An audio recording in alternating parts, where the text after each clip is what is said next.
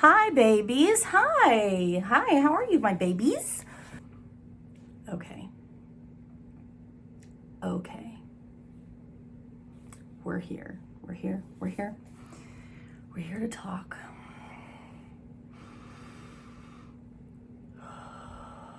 We're going to take a page out of Gianna's book and we're going to take a deep breath in. We're going to let a deep breath out. Okay. Because we can't have a panic attack today. Even though I'm on the verge of one right now. Because this book. This is going to be one of the most convoluted and erratic episodes I've probably ever put out. Only because of how fucking excited I am. And how much this book obsess much, right? Like, there's a reason that this book has the title that it has, and there's no title that could have fit it more perfectly. Can you guess what that title is? Let's do our opening spiel first, and then we'll get into it. All of this, I think I'm going to leave in at the beginning I'm not going to cut it. I'm going to leave it in. No, I'm not going to put it in the bloopers. I'm going to leave it in because it's important to the storyline of the. I was getting ready to say of the book, but I'm not writing a book, am I? You idiot. Get your shit together. Okay. Hi, my little babies. I already said that. I'm going to say it again. Hi, my little babies. Candace here. Thank you for joining me for another episode of What the Smut Book Reviews. Book Reviews. In today's episode, we will be reviewing a book. Of course we will. We will be reviewing. I'm sorry, I got a text message and I was like, I darted like a squirrel. Like that squirrel. Is it a squirrel or is it a chipmunk? I don't know. But whatever, that little rodent thing that gets distracted really easily, that's like, squirrel, you know what I'm talking about? That's me. Anyway, that's me in human form. So, we're here to review a book. In the video for the first book in the series, I talked so much trash. Candace. You should have known better. You should have known better, girl. I talked so much trash. There's no way that Christian could ever be more appealing to me than Nico. Nico was just so vulnerable and so everything. There's no way. Because in the first book of this series, that I still haven't told you what series it is. Typical. In the first book of the series, we met Christian and Gianna, who's the main female character of this book. And neither one of them were like pinged my radar of going, ooh, fuck yeah, I want their book. Neither one. They were there. And like they were there. But it wasn't like, ooh, yeah. You know, you have those characters, those side characters in a book where you just go, oh my God, I can't wait for them to get their book. I'm chomping at the bit for them to get a book, right? No. I sat back and I like Christian was like a blip. He floated in my brain and then he floated back out. But then again, a lot of things float into my brain and then float back out. Because it's crammed full of there. There's too much in there. There's no space. There's no vacancy. The vacancy sign has been turned off. So I talked a lot of shit in the first video review for that book. There's no way. Then I read the second book. Before I even finished the book. I don't even think I was halfway into it. And I was like this. I went on Instagram on my stories, and this was me. Oh God. Oh my God. I done fucked up, yo. I done fucked up. That was me. Because I done fucked up. We're gonna get into it. Okay. In case you haven't guessed it, children, in today's video, we will be reviewing book 2 in author Danielle Lori's Maid series, The Maddest Obsession. Yeah, okay. So, we're gonna. So the deets for this book. All of these books, there are 3 books in this series so far. There's a 4th book slated to be released. I don't know when because I don't do research. You know me. If I can get the date, I'll put it here. I don't know. Will I? Sure. I'll do it for you. I'll do it just for you because I love you so much. So there are 3 books put out in this series so far. The first 2 also have audio. The 3rd one does not, however. It has not been released in audio format yet. Tear. These 3 are free to read with KU though. So they are in Kindle Unlimited, which is how I originally read them. So if you have KU, free with KU. If you want to buy this book for your Kindle, the current price is $3.99. $3.99. That's not bad. If you want this trade paperback that I'm holding in my hands right now, $17.99.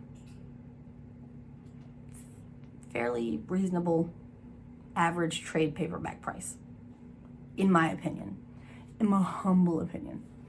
Now, you know we're gonna do it because we do it every video. There was a point in time when I didn't do it, like for a few videos, but I'm back on my ish now. According to Amazon, there's 331 pages in this book. What did I get in my book? I got, even with Christian's epilogue, 318 pages.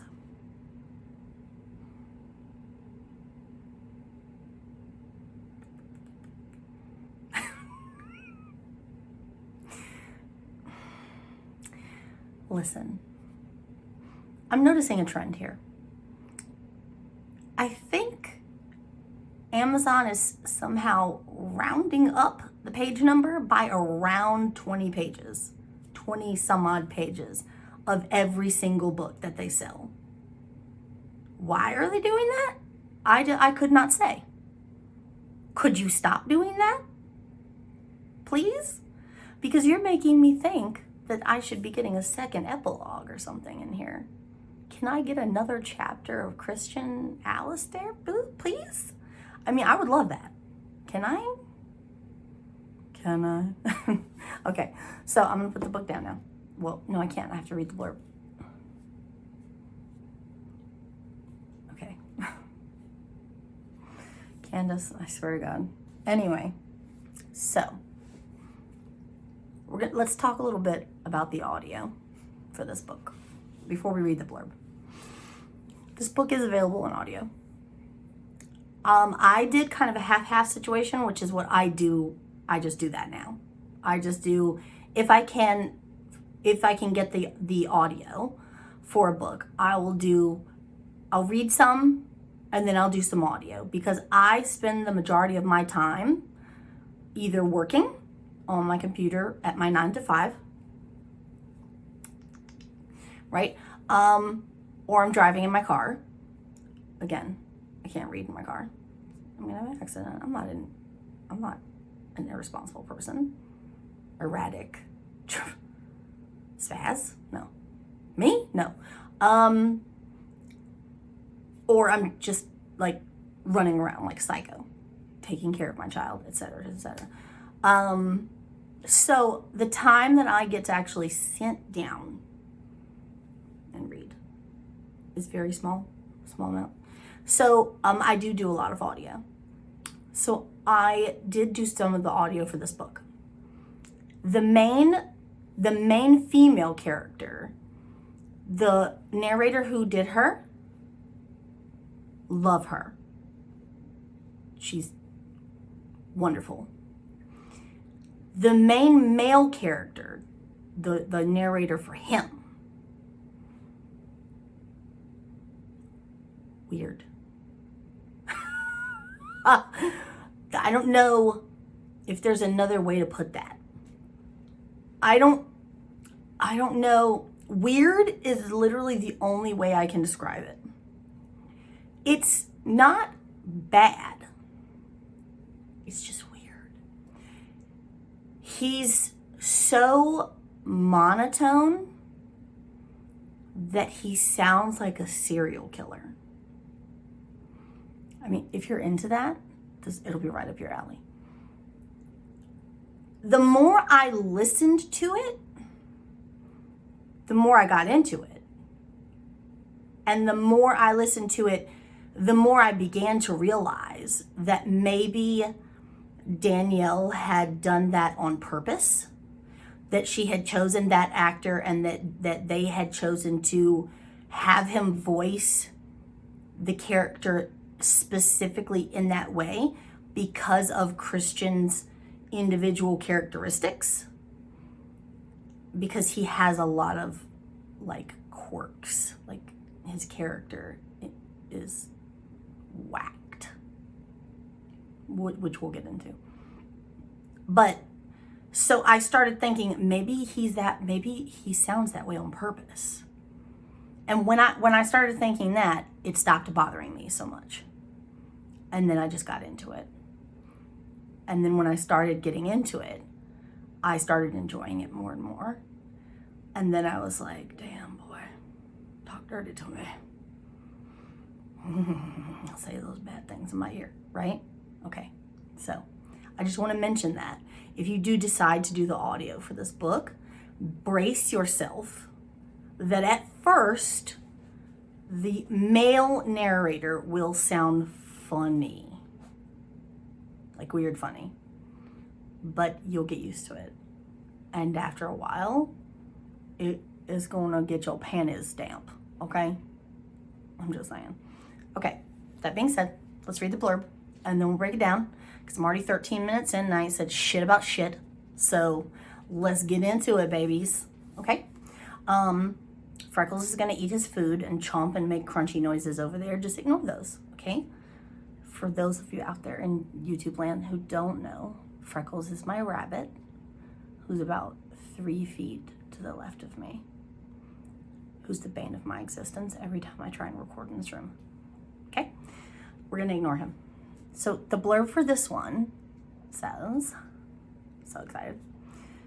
Her dresses are too tight, her heels too tall. She laughs too loudly, eats without decorum, and mixes up most sayings in the book. Little do most know it's just a sparkly disguise, there to hide one panic attack at a time. Nobody can crack Gianna's facade. No one, anyway, until he comes along. Most see a paragon of morality, a special agent upholding the law. In the New York underworld, others know him as a hustler, a killer, his nature as cold as the heart of ice in his chest.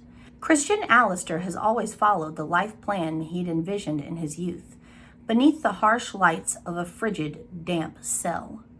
With a proclivity for order and the number 3, he's never been tempted to veer off course.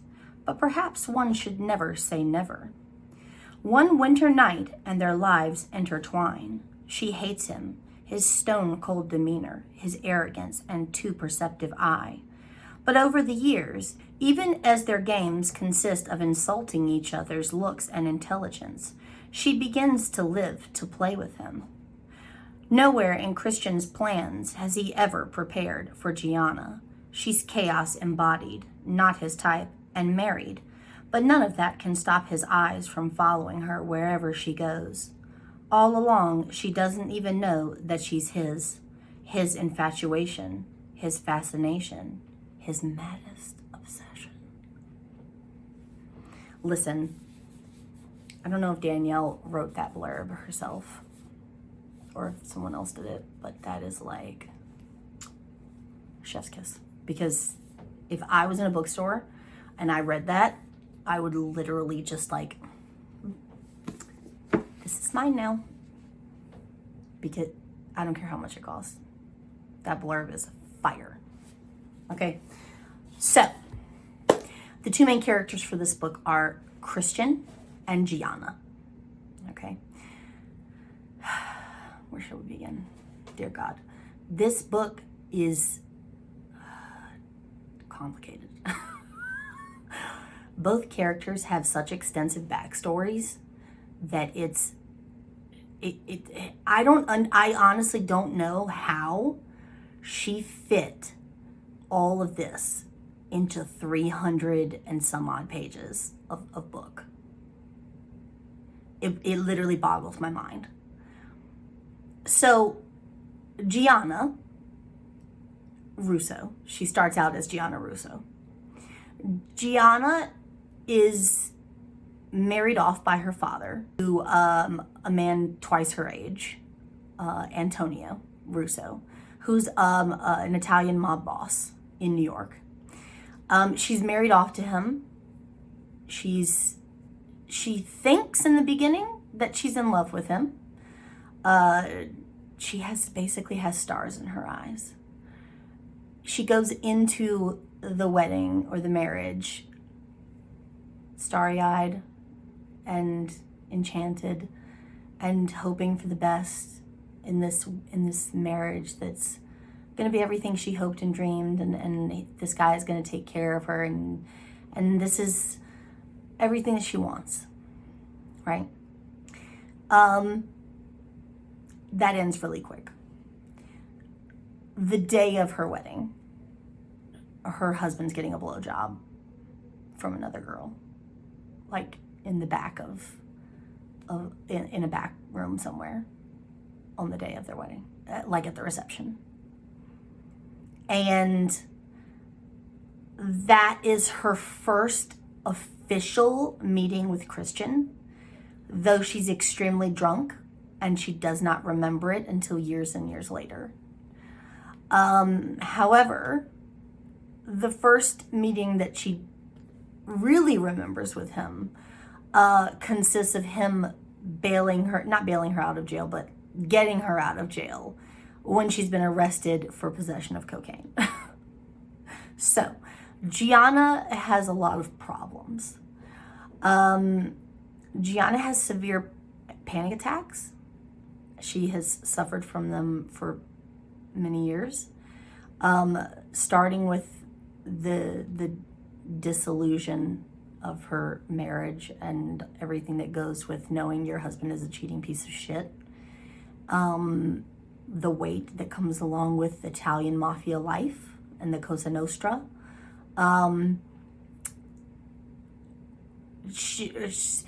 She's married, if you remember, Gianna did make an appearance in the first book of this series as married to Antonio, who he's now dead, was Nico's father. Nico was the main male character of book 1 in this series. So, obviously, Gianna's very young.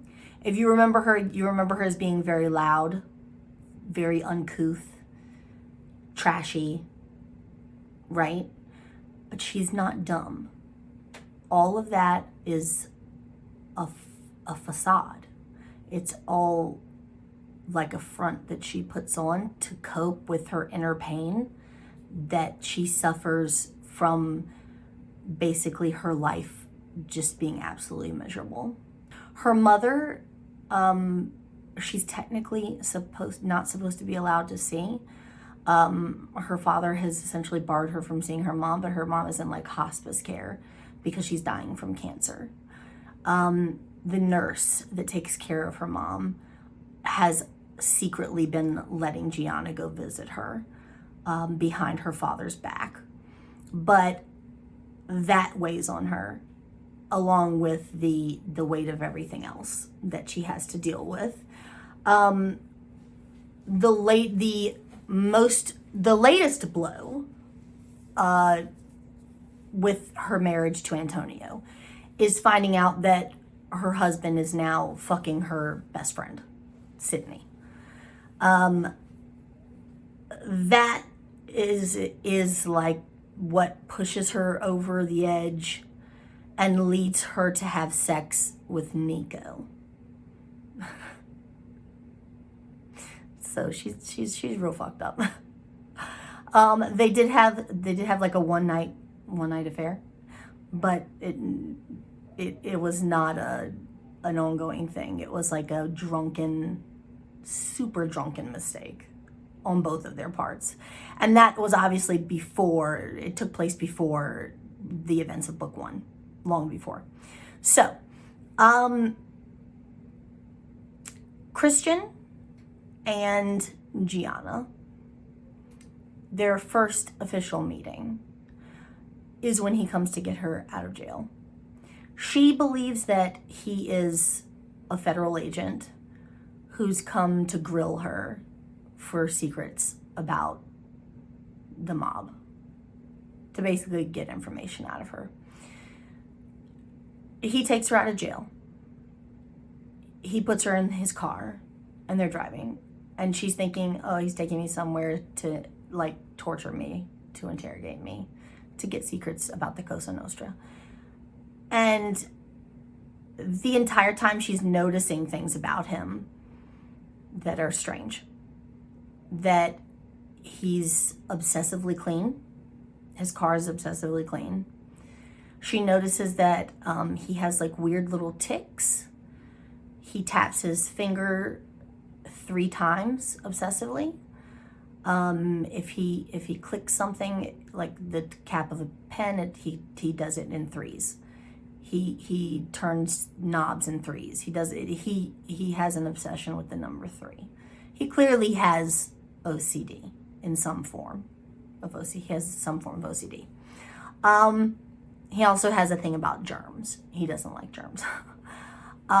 So she thinks that he's a fed and he's taking her to waterboard her or some shit. So she starts to get panicky, but she doesn't show that on the outside. So while she's in the car with him, he's asking her questions. She's answering his questions, but she's not giving away any secrets. She finally realizes, as they pull up in front of her home, that he's not taking her somewhere to interrogate her, but that he is in fact a crooked cop on her husband's payroll. That pisses her off. She tells him off. That's their official first meeting, where she realizes that he's not the stuck-up, tight-suited fed that she thought he was. So they don't see each other for a while. Then they run across each other casually at functions and things like that. And they start this back and forth banter where they kind of take turns insulting each other. He'll insult the way she looks because she does dress very, very trashy. She has no care for her appearance whatsoever. She literally wears, like, she goes to a charity function and she wears a crop top and a skirt that she made out of an old Nirvana t-shirt. And she's a hot mess. And like red stiletto heels, like she's a hot mess. But she goes because it's a cancer charity function and her husband has a lot of money that she can spend. And so she donates millions of dollars to the cancer charity, because that's just who she is. She's a good person at heart, but she's damaged. And so she uses coping mechanisms like drugs and alcohol to get through life because she's miserable. he sees that. He sees her underneath what she presents to the world. And he allows her to see bits of underneath what he presents to the world, which is, to the outward appearance, he appears to be very straight-laced, very composed, very cold, icy demeanor, when underneath he's literally a ball of rage and psychotic behavior. So from their first meeting, he's infatuated with her. And I think infatuated is probably like an understatement of a word.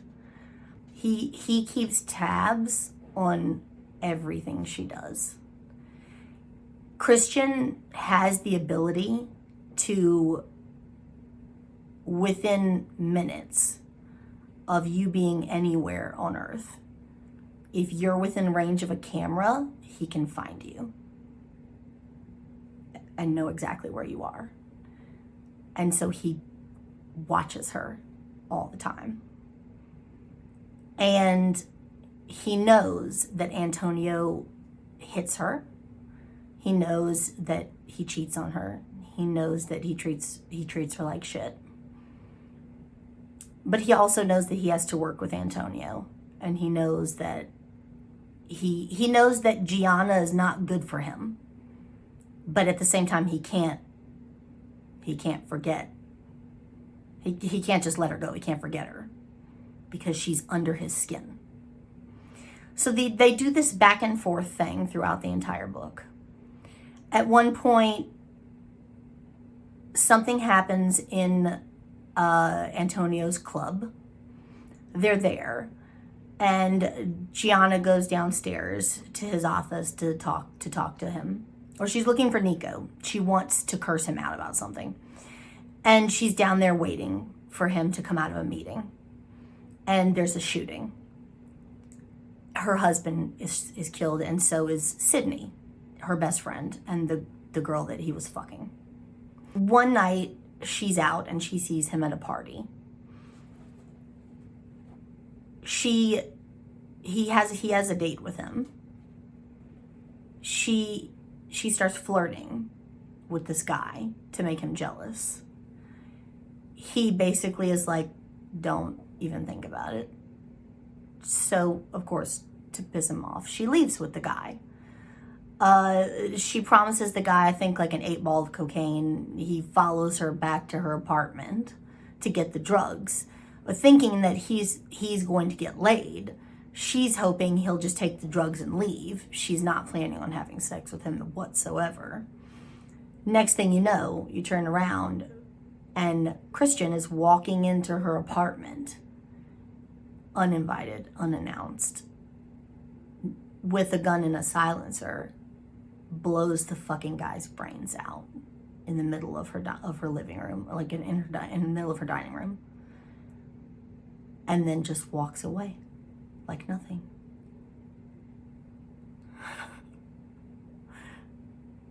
And she's freaking out. She calls Nico, who sends people to help to clean up the mess. And she gets in her car. She gets his address, Christian's address, and she gets in her car.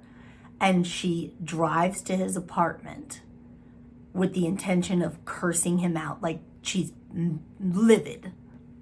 She gets there, and after some back and forth, they have their first official, like sexual encounter. Because he has a thing with germs, he doesn't ever kiss anyone on the mouth. And this is I'm noticing like a pattern here. In the first book of this series, the main female character, Elena, did not want to kiss Nico on the mouth because she felt like it was too intimate. She felt like she would be giving away too much of herself to him to kiss him on the mouth. In this book, Christian does not kiss anyone on the mouth, any of his lovers on the mouth, because he finds it gross. He finds it like skeevy. He wants to kiss her on the mouth. She's literally the only one that doesn't disgust him, basically. So during that encounter in his apartment, after he's literally shot a dude in the forehead for having the unmitigated gall to even dare go to his woman's apartment with the intention of sleeping with her, how dare he? He kisses her on the mouth, and it's like the sexy. Oh God, the scene was so good. So that's their first official like encounter, right? That happens, and then shortly after that, he gets called away on business to, I can't remember if it's like Moscow. It's another country. He gets called away, and he leaves it basically like, I'm gonna call you. I'll call you. Don't wait for me. That type of situation. He doesn't call. She thinks he's gonna be right back. So he wants me. He's gonna call me. So she does the typical female thing and she waits a day. Or like an hour. She waits a couple hours and he doesn't call. He doesn't tell her he's been called away to another country. He just tells her, I've got to go into work. I'll call you later. That's it. So she thinks, okay, he'll call me in a couple hours. So she waits and he doesn't call. And the next day he doesn't call. And then the next day after that he doesn't call. He doesn't call for a month. He just disappears. She's broken about that. She has no choice. In the Cosa Nostra, you can't remain a single woman. Nico, who's now taken over the reins for his father after his death, gives her the choice. You can go back to Chicago to your dad, whom she hates and whom she gets panic attacks just thinking about, or you can remarry. She has no choice but to remarry because Christian's disappeared and I can't consult him to see if we had something. So she has no choice but to remarry one of the Dons. She picks the oldest one because hopefully he'll die soon and I'll be free again. So she remarries. She doesn't actually see him again for 3 years. During that 3-year span, she doesn't have sex with another man. She doesn't let another man touch her, including her old ass husband that she's had to remarry with, because Christian was the last one to touch her, and she doesn't want anyone else. So, of course, obviously, she doesn't tell him that. He comes back, and he's livid. It's not her fault. You fucking took too long. Where the fuck did you go? You didn't even say anything to anyone. But he's pissed. Not only pissed at her, he's pissed at Nico, obviously. So he's missed his opportunity. So he goes back to watching her. And now he's more obsessed than ever. When she finally does see him, it's at a party. At the party, she taunts him and basically goads him into a rage. During that rage, which happens like off to the side somewhere, it's not like in the actual party room where everybody can see them. During that rage, his mask, we'll say mask for want of a better term, his mask slips and he lets out the hint of a Russian accent. And she realizes that, oh fuck, you're not who you say you are. There's something else underneath that. And no one else has seen it but me. Like, you don't let anyone see that. Just me. What she finds out that he's like threatening men away from her at parties and things. And she goes to confront him at a meeting. She doesn't realize he's at a meeting, but she goes to where she knows that he'll be at one of Nico's clubs. And she walks smack dab into like a giant meeting of like the dons of the mafia. And she's like deer in the headlights, like, oh shit. Let me just Peter Griffin my way out of here. Time to be hitting that old dusty trail. And she books it out. He follows her out of the club. They make it about as far as the car. They get into the car, fighting each other. He throws her into the back seat, and they have sex for the first time. It happens in a car because they just can't wait. It's like one of those angry, get in the back seat right now, I'm going to fuck your brains out type. Yeah. So shortly after that, she gets basically told by her super old, skeevy, gross old husband's son, that, yo, my dad's gonna die soon and you gotta move out of the apartment that he's paying for because I'm not gonna let you stay here when he's dead, so you gotta go. She calls Nico and she's like, Nico, I gotta move out of my apartment. Do you know of any place that I can go? He's like, don't worry about it. I know a place that you can stay. I got another apartment. I'll hook you up. So she moves into an apartment and she goes to do a little meet and greet with her neighbors and knocks on the apartment door across from her. And who opens the apartment door? But it's Christian. Nico thinks he's funny by moving her into Christian's apartment building. And they're now, Christian and Gianna are both dumbfounded and irate at Nico, who just finds this situation hilarious because he knows that there's something going on between the two of them. Like, anyone with eyeballs can see that there's something going on between the two of them. At this point, this is the perfect example of a forced proximity trope. Because they literally can't get away from each other. So they're now living side by side. They're having to deal with each other on like a daily basis. It kicks off this back and forth banter between the two of them of, I can't stand you, but I can't stay away from you.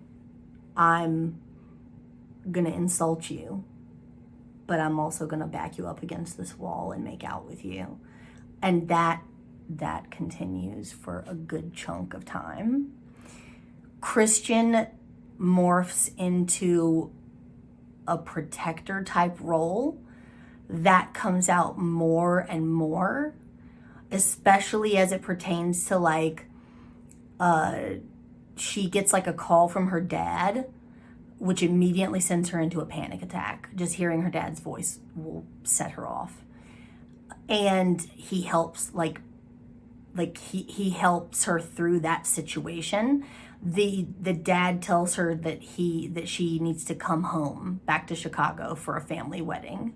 Christian insists on going with her to the wedding. She goes, and he basically is like glue at her side.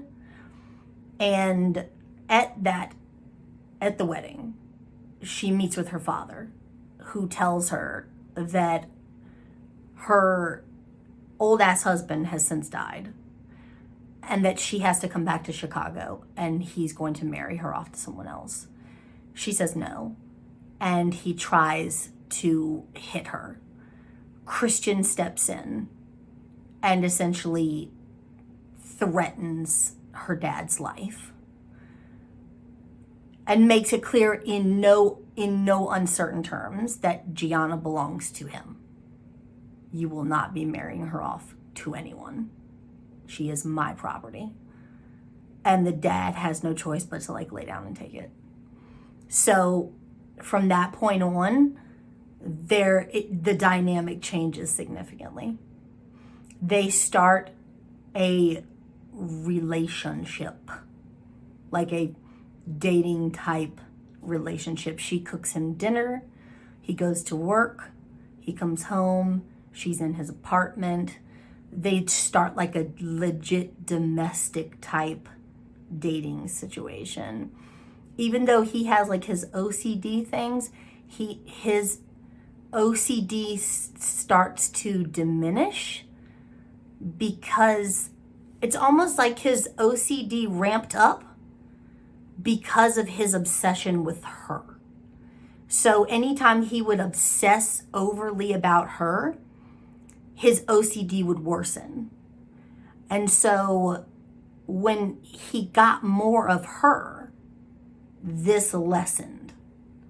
So now her toothbrush is in his bathroom and his OCD it's not bothering him. Her sweater is laying across the back of his couch. If it was anyone else's sweater, it would bother him, but because it's hers, it doesn't. Like that type of thing. So they start like this domestic routine of basically like living together without living together. She still has her apartment. He still has his apartment, right? So at one point, every time they have like a little sex, like every time they have sex, or they have like a sexual encounter or whatever, more and more of that Russian accent comes out. And she's consistently trying to get him to tell her more about his past. And he won't. He doesn't want to scare her off. And he thinks that by telling her what happened to him in his past, that he will lose her. Typical. Like we've all heard this story, right? Like he's always afraid that he's gonna lose her if he finds out that something bad happened. Right. Okay, we've heard this, right? So it's around this time that she starts exhibiting signs of like starting to feel sick, and she thinks she's coming down with like the flu.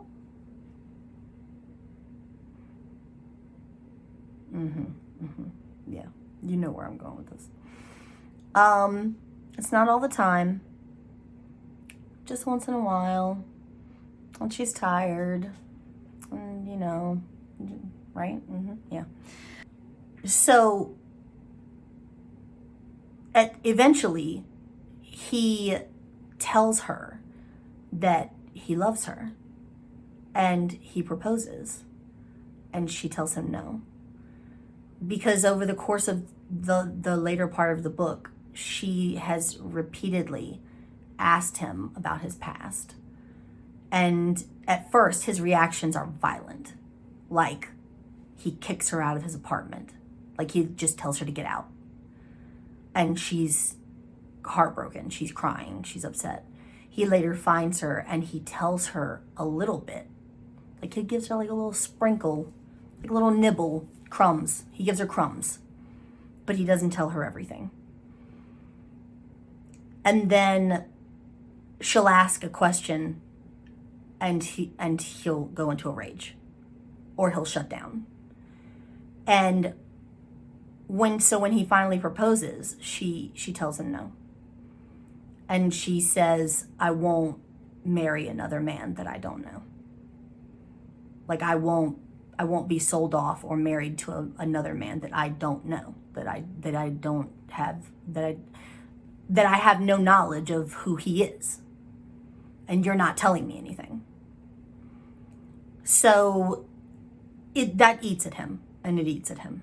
And so eventually he breaks and he tells her about his past, about how he was in a Russian prison from the time that he was 14 until he was 19. Him and his brother were both in prison.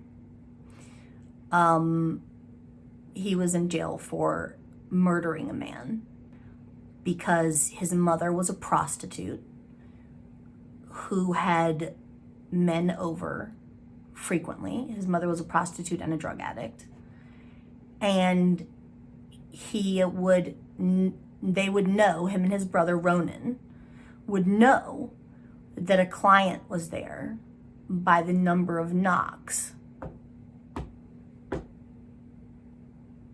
on the door. There would be 3 knocks on the door. And that's how they would know that a client had come, which explains his OCD. And when a client came who had a proclivity for young boys, their mother realized that she had 2 small cash cows, and she sold them, or she tried to sell them. She did sell Christian. When a man went after Ronan, he killed him, and that was the first time he murdered someone. And when he got out of prison, he came to New York. Ronan stayed behind in Russia and stayed in the Bratva, or went into the Bratva, and made something of himself, like as an enforcer, and worked his way up the ranks, and now he has his own thriving empire. And Christian went into the FBI and decided to make something of himself here.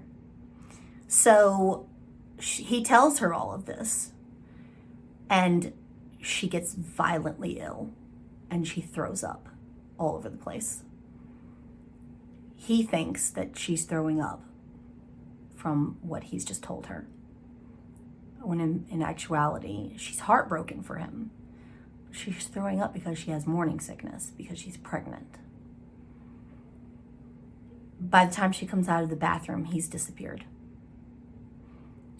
She texts him, or she calls him, or whatever, and she gets a message to him and begs him to meet her in the park so they can talk.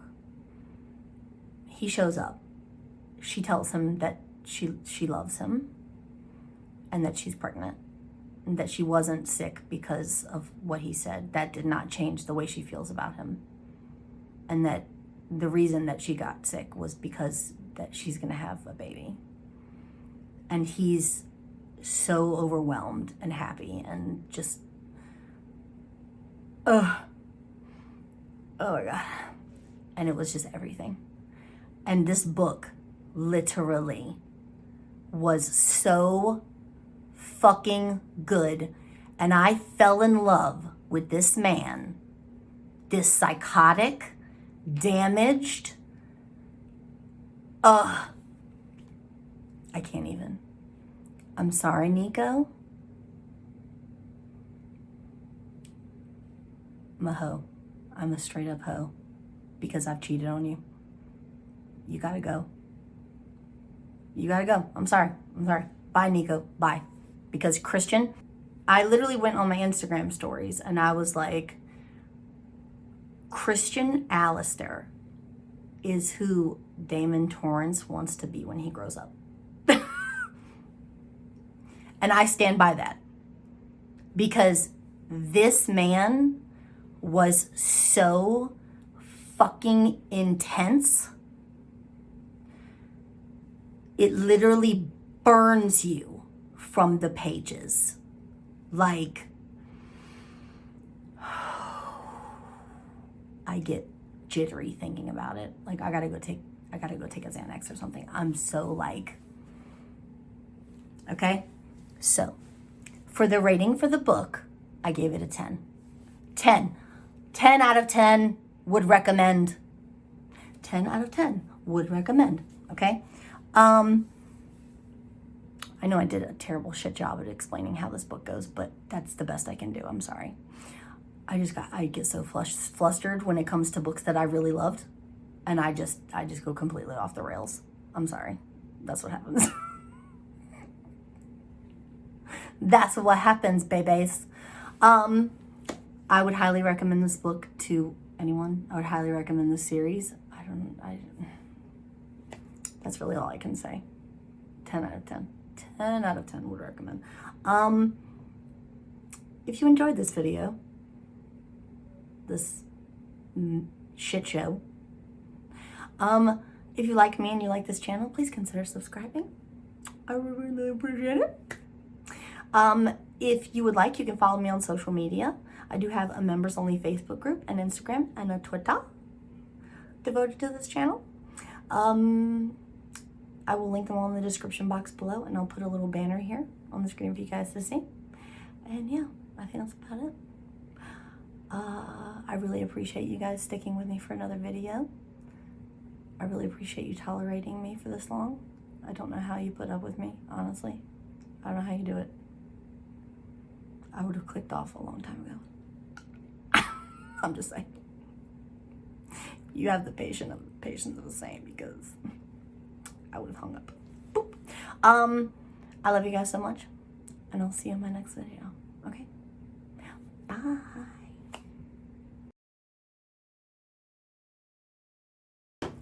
Let's go, girls. Dun, dun, na, na, na, na. Woo!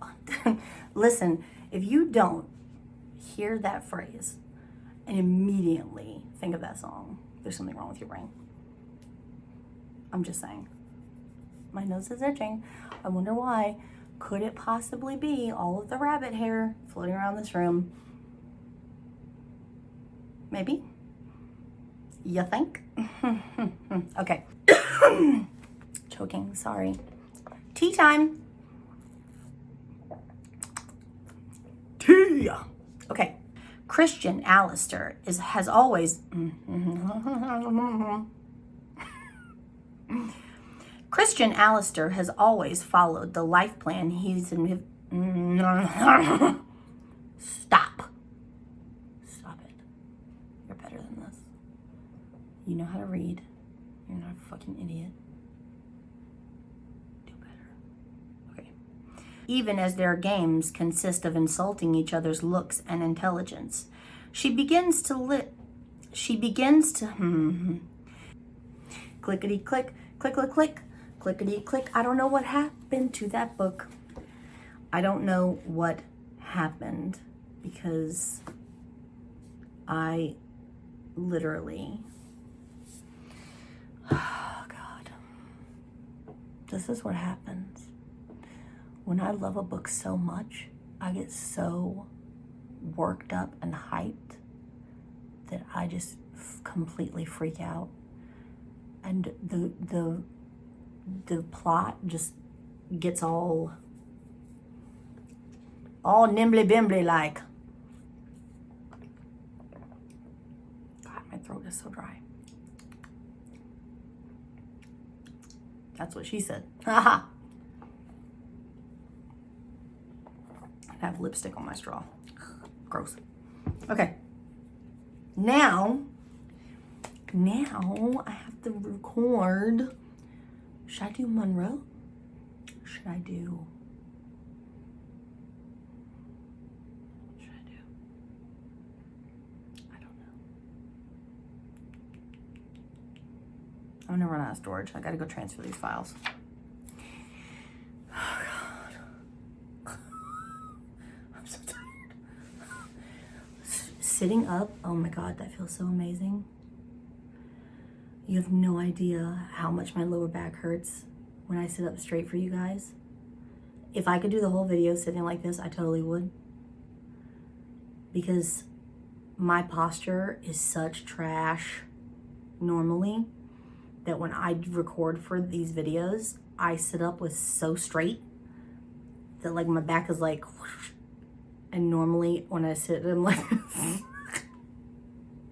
So if I could do the video like this, I would. Hi, welcome to my channel. My name is Candace.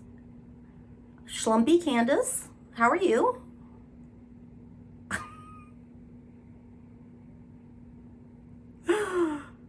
Is this a good angle for me?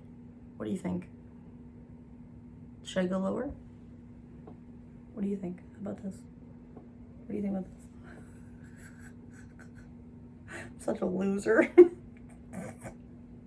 Fucking weirdo. I'm gonna end up under the table. Okay. Stop digging around, Candace. You got shit to do. Okay. All right. I love you guys so much. Are there going to be bloopers in this one? Probably. I fucked up the whole timeline, so I have to switch everything around because it's a mess. There's something rattling. Can you hear it? I don't think I'm supposed to do that. I love you guys so much. Bye.